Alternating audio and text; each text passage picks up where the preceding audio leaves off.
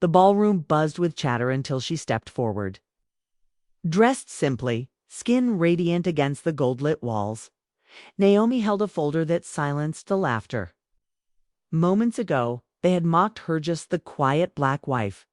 They assumed clinging to privilege she didn't earn. But what she carried shattered every assumption. Ownership papers, corporate control, power no one saw coming. Her husband's face went pale. The guests stopped breathing. This wasn't the story of a lucky woman. It was the rise of a silent queen. Where are you watching from? Comment on your city below. Naomi lived quietly, preferring peace over praise. She had a calm presence, soft-spoken, always kind, and never one to draw attention. People saw her as just another black woman with a fortunate marriage clinging to her wealthy white husband's success. They assumed she came from nothing, mistaking humility for weakness. Even in the corporate events she attended with him, she was overlooked. No one asked about her work, her past, or her opinions. Their home was beautiful, their life stable, but Naomi never spoke about the long hours she spent in her study. Never mentioned the business calls late at night or the massive empire she'd quietly built under a different name. To the world she was invisible, but a company gala was coming, up one where her husband would be honored. Naomi had a different reason to attend this time. The truth was ready to rise, and silence would no longer be her shield. The gala was extravagant velvet carpets, glittering lights, and polished speeches.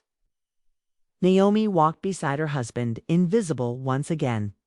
She heard the snickers, saw the glances. One woman whispered, "She must have married well."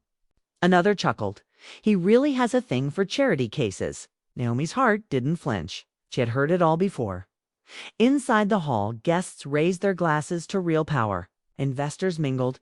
Executives smiled for cameras. And Naomi stood quietly behind her husband, just as they expected. Until her phone buzzed. The message read, "It's time." In another room, a presentation was being prepped. Not by her husband's firm, but by Naomi's private team. Unknown to anyone in that building, she had recently finalized the acquisition of a majority stake in the hosting company, the very one organizing the gala as the keynote began. The MC hesitated. A new name appeared on the screen. "Tonight," he announced, "we recognize a leader whose story has remained hidden for far too long." Heads turned as Naomi took the stage, her posture calm, her presence undeniable. Whispers turned to silence. And then she opened the folder. Inside were the company's ownership documents, signed, sealed, and irrefutable. Naomi looked up as the projector displayed her name across the screen. She didn't speak to shame them, but truth has its own voice.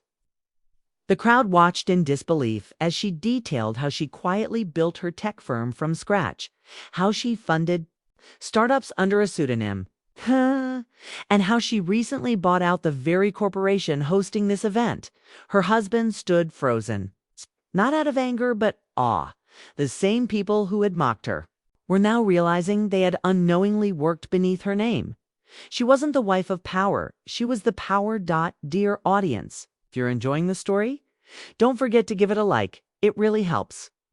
After that night, Naomi's story spread like wildfire, not because of wealth, but because of the quiet dignity that turned the room upside down. She didn't respond with vengeance. She simply revealed the truth and let it speak.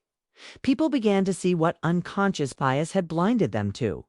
That greatness wears no single face, no single skin tone. Naomi went back to her quiet life, but her presence would never be overlooked.